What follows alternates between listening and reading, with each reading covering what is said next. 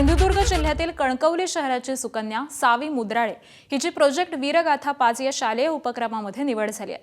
मोदी सरकारकडून राबवण्यात येणाऱ्या या उपक्रमामध्ये भारतातील तब्बल 2 कोटी विद्यार्थ्यांमधून 100 विजेत्यांची निवड करण्यात येते। यामध्ये कोकण कन्येची निवड होणं ही गौरवास्पद बाब आहे।